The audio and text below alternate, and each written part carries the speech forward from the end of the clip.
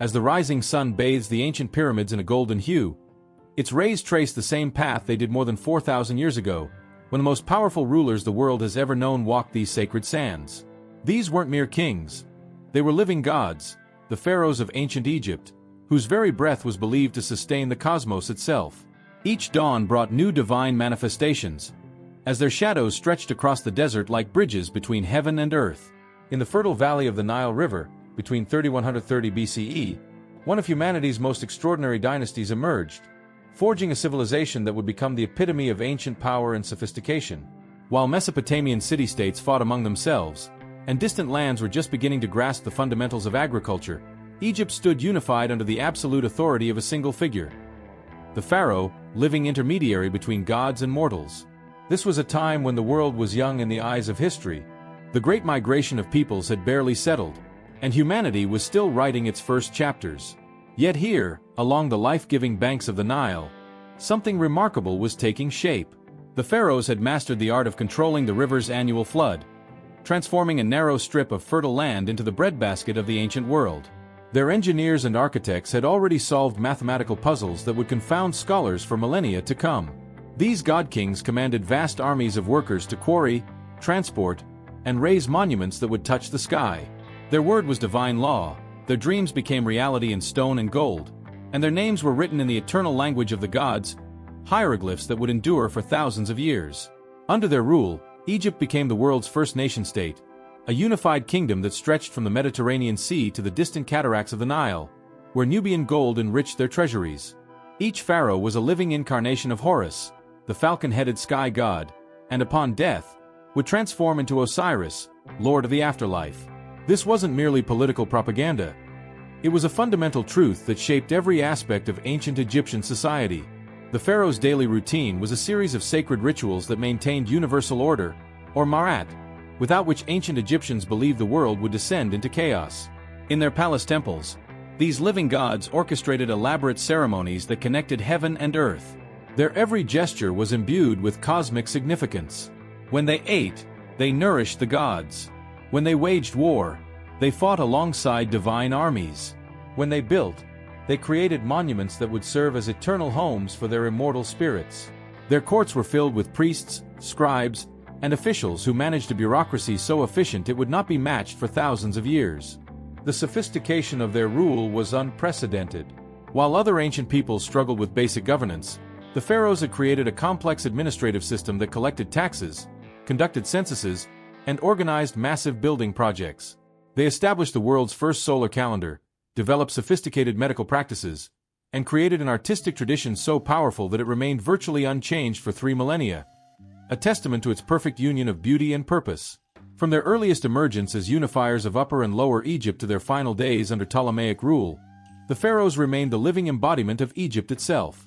They were the morning sun, the flooding Nile, the desert wind, and the fertile black soil all at once, a singular figure in whom all the forces of nature and divinity converged.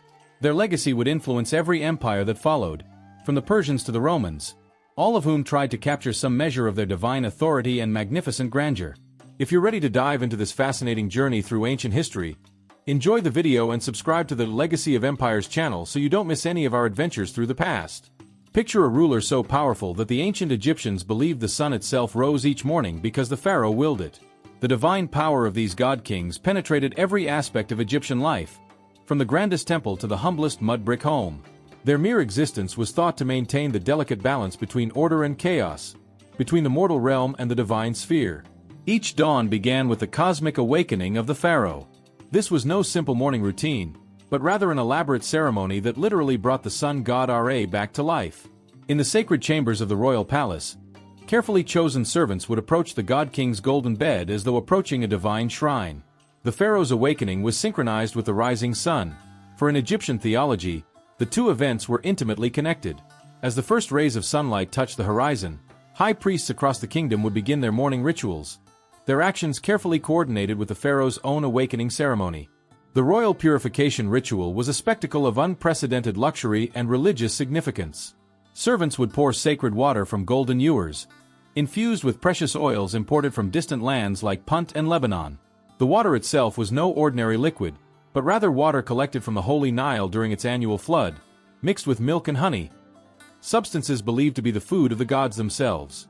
Every drop that touched the pharaoh's skin was collected in alabaster basins, for even the water that washed a god was considered too sacred to waste. As the pharaoh was cleansed, an army of priests in temples from the Mediterranean to Aswan would perform synchronized rituals.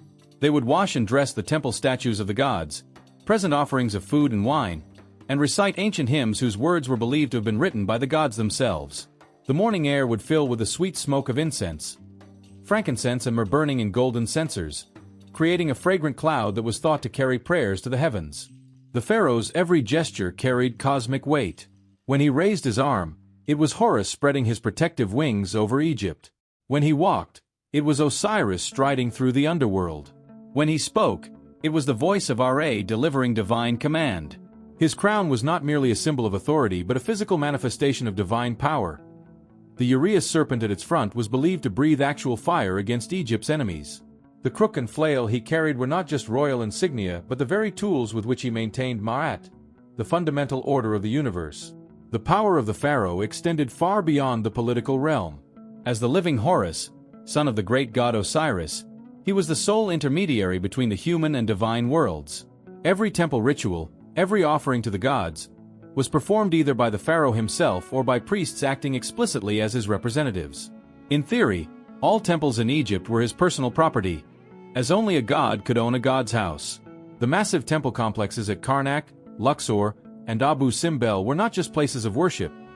They were physical manifestations of the pharaoh's role as high priest of every cult in Egypt. This divine power came with tremendous responsibility.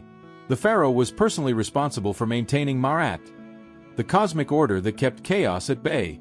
If the Nile failed to flood, if crops withered, if enemies invaded, it was seen as a sign that the pharaoh had somehow failed in his divine duties. Every major decision, from launching military campaigns to building new temples, had to be undertaken in accordance with divine will, revealed through omens, oracles, and direct divine inspiration. The pharaoh's divine nature was so absolute that even approaching him required elaborate protocols. Most subjects who entered his presence were forbidden to look directly at him, instead having to prostrate themselves before his divine radiance. Those few officials who did speak with him directly had to undergo extensive purification rituals beforehand. Even after death, this divine power persisted. The pharaoh's tomb was designed as a machine for his eternal regeneration, ensuring that his divine power would continue to protect Egypt throughout eternity. This concept of divine kingship was so powerful that it survived for over 3,000 years, influencing every subsequent civilization that encountered it. The Persians, Greeks, and Romans all attempted to adopt aspects of pharaonic divinity when they ruled Egypt, recognizing that to rule the two lands effectively, one had to rule as a god, not merely as a king.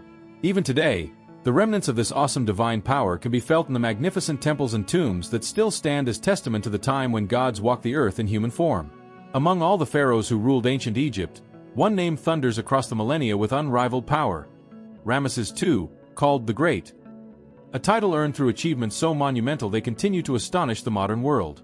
His reign marked the pinnacle of Egypt's power and glory, a golden age that would define what it meant to be a pharaoh for all time. Born into the warrior 19th dynasty, Ramses was groomed for greatness from his first breath. By the age of 10, he held military rank. At 14, his father appointed him Prince Regent. And by 20, he commanded armies in battle, his war chariot thundering across foreign lands, leading Egypt's mighty forces with a tactician's mind and a warrior's heart. The young prince had already demonstrated such exceptional leadership that Egypt waited with bated breath for his ascension to the throne. When he became pharaoh, Ramses II embarked on the most ambitious building program the ancient world had ever seen. His reign of 67 years, the second longest in Egyptian history, transformed the landscape of Egypt through architectural achievements that pushed the boundaries of human capability. Modern engineers still debate how his workers accomplished such feats with ancient tools. The scale of his vision was matched only by his determination to see it realized. The Great Temple of Abu Simbel stands as perhaps his most awe-inspiring achievement. Carved directly into the living rock of a mountainside, for colossal seated figures of Ramses himself, each soaring 65 feet high, guard the entrance. Their faces, bearing the distinctive features of the pharaoh's strong jaw, curved nose, and enigmatic smile, were carved with such precision that twice each year, on February 22nd and October 22nd, the rising sun penetrates the entire length of the temple to illuminate the statues of the gods in the innermost sanctuary. This was no accident. It was precisely engineered to coincide with Ramesses' coronation date and birthday. The Ramesseum, his mortuary temple on the west bank of Thebes, was so magnificent it moved the 19th-century poet Percy Shelley to write Ozymandias, perhaps the most famous poem ever written about ancient Egypt. The fallen colossus described in the poem still lies there today, its fragments telling the story of phenomenal ambition. The statue originally stood 57 feet high and weighed more than 1,000 tons, the largest freestanding statue ever attempted in ancient times. The temple walls tell the story of Ramesses' greatest military triumph, the Battle of Kadesh against the Hittites, where his personal courage reportedly turned near defeat into victory. But perhaps his most ambitious project was Pyramus, an entire city built to serve as his northern capital. Rising from the delta marshes, it became one of the largest and most splendid cities of the ancient world. Contemporary accounts describe its grandeur: broad avenues lined with palaces and temples, military quarters that could house tens of thousands of soldiers, workshops producing weapons and chariots, and gardens filled with exotic plants from distant lands. The city's harbor could accommodate hundreds of ships, making it a crucial commercial hub. Archaeological evidence suggests it covered nearly 6 square miles, with districts for administrators, artisans, merchants, and soldiers, all centered around magnificent royal quarters. Ramses II's influence extended far beyond architecture. He was a master of diplomacy, becoming the first pharaoh to sign a peace treaty, the Egyptian-Hittite Treaty, the oldest known peace treaty in history, of which copies still exist today. He married strategically, with his great royal wife Nefertari being so beloved that he built her a temple at Abu Simbel nearly as magnificent as his own. His harem was legendary, producing more than 100 children, so many that by the end of his reign, he had outlived most of them. His reign was marked by unprecedented prosperity. Trade routes stretched from Nubia to Syria, bringing gold, ivory, and exotic goods into Egypt. The arts flourished under his patronage, producing some of the finest sculptures and reliefs in Egyptian history. His royal workshops developed new techniques and craftsmanship that would influence Egyptian art for centuries to come. When Ramses II died at the age of 96, he had ruled Egypt for so long that few of his subjects could remember any other pharaoh. He had outlived most of his children and grandchildren, ruling for so long that many Egyptians feared the sun might stop rising without him. 9 subsequent pharaohs would take his name, trying to capture some measure of his glory, but none would ever match his achievements. In death, as in life, Ramses II continued to make history. His mummy, discovered in 1881 and now in Cairo's Egyptian Museum, is one of the best preserved royal mummies ever found. His features are so well preserved that we can still see the face of the man who dominated the ancient world. The strong nose, thin lips, and proud bearing that once commanded an empire. Even after more than 3,000 years, Ramesses the Great continues to captivate our imagination, standing as the very embodiment of pharaonic power and glory. In the 14th century BCE, amid centuries of unchanging tradition, one pharaoh dared to challenge everything his civilization held sacred. His name was Amenhotep IV, but he would rename himself Akhenaten, the living spirit of Aten, and launch the most dramatic religious revolution the ancient world had ever seen. His 17-year reign would shake Egyptian civilization to its very foundations and create ripples that would influence religious thought for millennia to come. Born into the magnificent 18th dynasty, Akhenaten inherited a kingdom at the height of its power. Egypt controlled an empire stretching from Nubia to the Euphrates. Its treasuries overflowed with gold, and its temples were the envy of the ancient world. But beneath this glittering surface, the priests of Ammonius at Thebes had grown so powerful they nearly rivaled the pharaoh himself. Their temples owned vast estates, commanded armies of workers, and controlled much of Egypt's wealth. Then, in the 5th year of his reign, Amenhotep IV did the unthinkable. In a move that must have stunned his contemporaries, he declared that all the traditional gods of Egypt, Ammonius, Horus, Isis, Osiris, and countless others, were false. There was only one true god, the Aten, represented as the sun disk whose rays ended in tiny hands bestowing life upon the earth. The pharaoh changed his name to Akhenaten and began the systematic dismantling of over 2,000 years of Egyptian religious tradition. This was more than just a theological dispute. It was a complete reimagining of the relationship between humanity and the divine. While traditional Egyptian religion was complex, with hundreds of deities and elaborate myths, Akhenaten's vision was stark in its simplicity. The Aten was an abstract, universal deity, visible to all in the life-giving rays of the sun. Most revolutionary of all, Akhenaten claimed to be the only human who could communicate with the Aten. Even his wife, the legendary Nefertiti, could only worship the sun disk through him. The physical manifestation of this revolution was equally dramatic. Akhenaten abandoned the ancient capital of Thebes, building an entirely new city in the desert. He called it Akhenaten, the horizon of the Aten, known today as Amarna. This city was unlike anything Egypt had ever seen, gone were the dark, mysterious temples of the old gods. Instead, Akhenaten built open-air sanctuaries where the sun's rays could reach the worshippers directly. The city's architecture emphasized openness and light, with broad courtyards and colonnaded courts that caught the sun's rays. But perhaps the most striking change came in the realm of art. Traditional Egyptian art had followed rigid conventions unchanged for centuries. Royal figures were depicted as idealized, muscular, and eternally young. Akhenaten shattered these conventions. In his new artistic style, he had himself portrayed with an elongated skull, thick lips, a sagging belly, and spindly limbs. His wife and children were shown with similarly exaggerated features. These images were shocking to a culture that had never deviated from its artistic canons. The famous Amarna art style went beyond mere physical representation.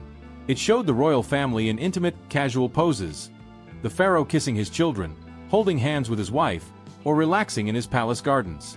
Such informal depictions of royalty were unprecedented in Egyptian art. The sun disk Aten always presided over these scenes, its rays extending toward the royal family like blessing hands. Akhenaten's religious revolution extended to literature as well. He is credited with composing the great hymn to the Aten, a beautiful piece of poetry that bears striking similarities to the biblical Psalm 104. Some scholars suggest this hymn may have influenced the development of monotheistic thought in the ancient Near East. Yet this radical experiment in monotheism was doomed to fail. The priests of the old gods, though suppressed, maintained their influence among the common people. The vast majority of Egyptians continued to worship their traditional deities in secret. The complex theological concepts of Aten worship may have been too abstract for a population accustomed to more anthropomorphic gods. After Akhenaten's death, the reaction was swift and severe. His young son Tutankhamun, under the guidance of powerful officials, restored the traditional gods and abandoned the city of Akhenaten. The priests of Ammonius returned to power, and they took their revenge. Akhenaten's name was chiseled from monuments, his city was abandoned to the desert winds, and his religious revolution was branded as a heretical period best forgotten. Yet Akhenaten's brief revolution left an indelible mark on human history. His experiment with monotheism, his radical artistic innovations, and his concept of a personal relationship with the divine would influence religious and philosophical thought for generations to come. Some scholars even suggest that echoes of his ideas can be found in the development of Judaism, as Moses may have been influenced by Egyptian monotheistic concepts during the Exodus period. Today, Akhenaten remains one of history's most enigmatic figures. The heretic king who dared to reshape one of the ancient world's most conservative societies. The revolutionary who failed but whose ideas would resonate through the centuries. His story serves as a profound reminder that even in the most traditional societies, there are those who dare to imagine a completely different world. Sometimes destiny chooses the most unlikely figures to immortalize in history's grand narrative. Such is the case of Tutankhamun, a boy king who ruled briefly and died before his 20th year, yet became the most famous pharaoh in history. His story is a remarkable tale of obscurity transformed into eternal fame, not through the grandeur of his reign, but through the miraculous preservation of his tomb and its treasures for over 3,000 years. Born around 1342 BCE, Tutankhamun ascended to the throne at merely 9 years old, inheriting a kingdom in chaos. As the son of the controversial pharaoh Akhenaten, the young king faced the monumental task of restoring order to a land thrown into turmoil by his father's religious revolution. Under the guidance of his advisors, particularly General Horemheb and the Grand Vizier I, the boy king gradually restored the traditional gods and moved the capital back to Thebes from his father's abandoned city of Akhenaten. Yet fate had different plans for the young pharaoh. In his 19th year, Tutankhamun died suddenly, the cause still debated by scientists today.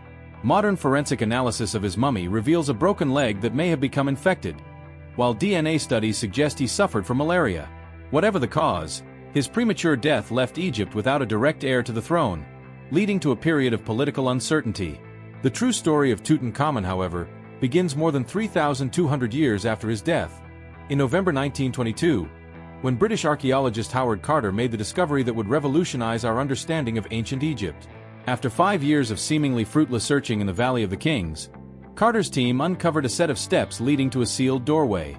Behind it lay the only nearly intact royal tomb ever found in modern times. The moment Carter first peered into the tomb through a small hole, holding a candle, has become legendary in archaeological history. When asked if he could see anything, he famously replied, "Yes, wonderful things." What he saw would exceed everyone's wildest expectations. Over 5,000 artifacts, many made of solid gold, crammed into 4 small rooms. The tomb's extraordinary preservation was due to its location beneath another tomb, which had protected it from grave robbers and water damage for millennia. The tomb's contents represented an unprecedented treasure trove of ancient Egyptian art and craftsmanship. The outermost coffin was made of solid gold and weighed 242 pounds. The famous death mask, arguably the most recognized artifact from the ancient world, was crafted from 24 pounds of solid gold inlaid with semi-precious stones and glass paste. The complexity of its design and the sophistication of its execution continue to astonish modern craftsmen. But beyond the glittering gold, the tomb contained intimate details of ancient Egyptian life never before seen. There were board games the young king played in life, carefully preserved food for his journey to the afterlife, and even his childhood toys. 2 tiny mummies of stillborn daughters were found, revealing the personal tragedy of the young king's attempts to produce an heir. His linen garments, sandals, and even his underwear were preserved, providing unprecedented insights into royal daily life. The most fascinating items were perhaps the 139 ebony, ivory, and gold walking sticks found in the tomb. Modern medical examination of Tutankhamun's mummy revealed that he suffered from a clubfoot and probably needed these canes to walk, a poignant detail that humanizes this ancient ruler. The tomb also contained 30 bottles of wine, each carefully labeled with the year, type, and vintner's name, offering extraordinary detail about ancient Egyptian viticulture. The discovery of Tutankhamun's tomb marked a watershed moment in archaeology. The meticulous recording of the tomb's contents by Carter and his team set new standards for archaeological documentation. The clearance of the tomb took 10 years, with each item being photographed and catalogued in situ before being removed. This methodical approach revolutionized archaeological practice and provides us with invaluable context for understanding ancient Egyptian material culture. The Curse of the Pharaohs, legend that grew around the tomb's discovery, captured public imagination worldwide. When Lord Carnarvon, Carter's financial backer, died from an infected mosquito bite shortly after the tomb's opening, newspapers worldwide speculated about an ancient curse. The story was fueled by other deaths among those connected to the excavation, though statistical analysis shows no unusual pattern of mortality among those who worked on the tomb. Today, Tutankhamun's treasures continue to draw millions of visitors to the Egyptian Museum in Cairo. His famous gold mask has become the very symbol of ancient Egypt, its serene face gazing out across millennia. The incredible preservation of his tomb provides an unparalleled window into the sophistication, wealth, and artistry of ancient Egyptian civilization at its height. Perhaps most remarkably, Tutankhamun's story continues to yield new discoveries. Recent radar scans of his tomb have suggested the possibility of hidden chambers, while ongoing conservation work on his artifacts regularly reveals new details about ancient Egyptian craftsmanship. Advanced scientific techniques applied to his mummy and possessions continue to provide fresh insights into his life and times. In death, this young king who ruled briefly and achieved little in life has taught us more about ancient Egyptian civilization than any other pharaoh. His tomb, intended to ensure his immortality in the Egyptian afterlife, has indeed granted him a kind of immortality, not as a great ruler, but as our most intimate window into the golden age of the pharaohs. As the sands of time shifted across the ancient lands of Egypt, the final chapter of pharaonic rule unfolded under the Ptolemaic dynasty, a line of Macedonian Greek rulers who sought to maintain the ancient traditions while adapting to a rapidly changing world. This dynasty, lasting from 305 to 30 BCE, would culminate in the reign of history's most famous queen, Cleopatra VII, whose dramatic life would mark the end of a civilization that had endured for 3 millennia. The Ptolemaic pharaohs walked a delicate line between 2 worlds. While maintaining Greek customs among themselves, they presented themselves to their Egyptian subjects as traditional pharaohs, building temples, wearing traditional regalia, and learning the ancient Egyptian language, something Cleopatra was famous for mastering. They understood that to rule Egypt effectively, they needed to embody its ancient traditions, even as the Mediterranean world around them transformed under Roman influence. Cleopatra VII, the last active ruler of the Ptolemaic kingdom, epitomized this fusion of Greek and Egyptian cultures. Brilliant, educated, and politically astute, she fought desperately to preserve Egypt's independence in a world increasingly dominated by Rome. Her alliances with Julius Caesar and Mark Antony were not merely romantic entanglements, as popular history often portrays, but calculated political moves to protect Egypt's sovereignty.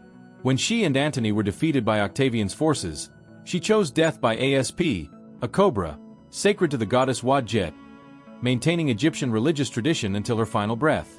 Yet even as Roman eagles replaced the urea serpent as symbols of power in Egypt, the legacy of the pharaohs proved impossible to erase. Their influence permeates human civilization in ways both obvious and subtle, leaving an indelible mark on architecture, science, religion, and concepts of political power. Perhaps the most visible legacy of pharaonic Egypt lies in its monumental architecture.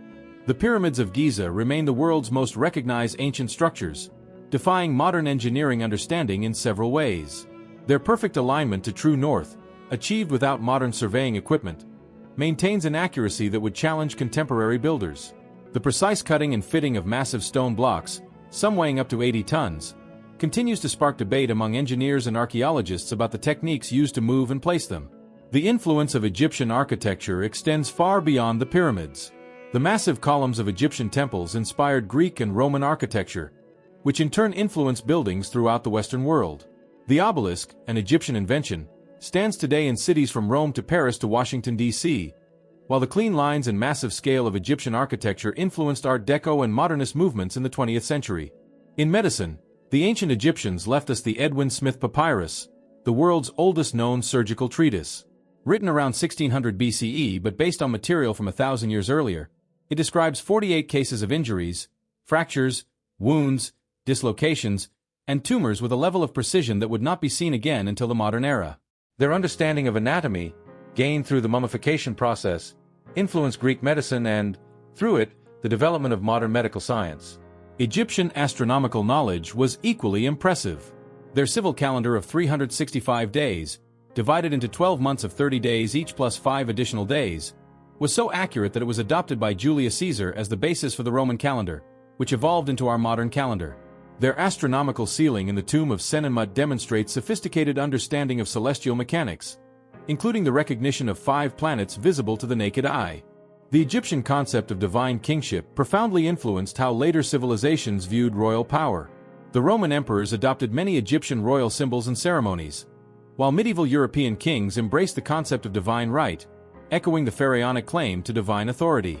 Even today, the regalia of European monarchies includes elements that can be traced back to pharaonic symbols of power. Egyptian influence on religious thought cannot be overstated. Their complex mythology influenced Greek and Roman religion, while some scholars argue that Egyptian concepts of an afterlife and divine judgment influenced the development of Jewish, Christian, and Islamic beliefs. The Egyptian trinity of Osiris, Isis, and Horus may have influenced early Christian iconography of the Holy Family. In the realm of art and symbolism, Egyptian influence remains powerful. The Eye of Horus appears on modern medical prescriptions, while Egyptian hieroglyphs inspire contemporary graphic design. The ancient Egyptian color palette, dominated by blue, gold, and deep red, continues to evoke feelings of royalty and permanence in modern design. Perhaps most remarkably, Egyptian civilization's obsession with immortality achieved its goal, though not in the way the pharaohs intended. While their mummified bodies may lie in museums, their cultural legacy truly lives on. Every time we check our calendar, admire a monumental building, or contemplate the relationship between political and religious power, we are engaging with concepts that the pharaohs helped establish. Modern Egypt itself stands as a living testament to this legacy. The ancient Egyptian language survives in the Coptic liturgy of the Egyptian Christian Church, while Egyptian Arabic incorporates words from ancient Egyptian. Traditional Egyptian boats, virtually unchanged in design since pharaonic times, still ply the Nile, and farmers still follow agricultural patterns established in ancient times. As we stand in the shadow of the pyramids today, we are not merely looking at remnants of a dead civilization, but at the foundations of our own. The pharaohs' true immortality lies not in their mummified remains or golden treasures, but in their enduring influence on human civilization, an influence that continues to shape our world in countless ways, some obvious, others subtle, but all testament to the remarkable achievement of one of humanity's greatest civilizations. As we stand today, gazing upon the colossal works of the pharaohs, they reveal themselves as far more than mere stone monuments reaching toward the sky. These magnificent structures embody the very essence of a civilization that firmly believed their rulers walked among gods. Every meticulous hieroglyph carved into ancient walls tells a story. Every towering pyramid stands as a testament to divine ambition, and every golden mass preserves the face of those who were considered living deities. The interconnection between the mortal and divine realms was not simply a religious concept for the ancient Egyptians, but the very foundation of their society. Along the life-giving banks of the Nile, where civilization flourished for millennia, the pharaohs created an unparalleled legacy that continues to captivate our imagination. These god-kings shaped not only the physical landscape with their ambitious building projects, but also crafted a sophisticated cultural and spiritual framework that defined their civilization. The enduring power of ancient Egyptian culture lies in its ability to bridge the gap between heaven and earth. In their world, the pharaohs served as the crucial link between the divine and mortal realms, ensuring cosmic order and earthly prosperity. This profound belief system manifested itself in every aspect of their society, from the grandest architectural achievements to the most delicate pieces of jewelry. Time has not diminished the awe-inspiring nature of these achievements. Instead, each archaeological discovery adds new layers to our understanding of this remarkable civilization. The precision of their architecture, the complexity of their religious texts, and the beauty of their artistic expressions continue to reveal the depth of their cultural sophistication. As we reflect on this extraordinary legacy, we must acknowledge that the ancient Egyptians created more than a civilization. They built a bridge between the earthly and the divine. Their monuments stand not just as tributes to past glory, but as eternal reminders of humanity's capacity to reach beyond its mortal constraints in pursuit of the divine. In every grain of desert sand, in every stone of their temples, and in every preserved artifact, we find echoes of a time when gods walked among men, and the sacred waters of the Nile carried the dreams of a people who dared to touch the face of eternity. This lasting testament to human ingenuity and spiritual devotion continues to inspire and amaze us, thousands of years after the last pharaoh ruled. It reminds us that the greatest achievements of civilization are born not just from technical skill or organizational ability, but from the profound beliefs and aspirations that drive human beings to create something truly transcendent. If you enjoyed this journey through ancient Egypt, please like, share this video and subscribe to the Legacy of Empires channel. Together, we will continue to unravel the mysteries of great civilizations.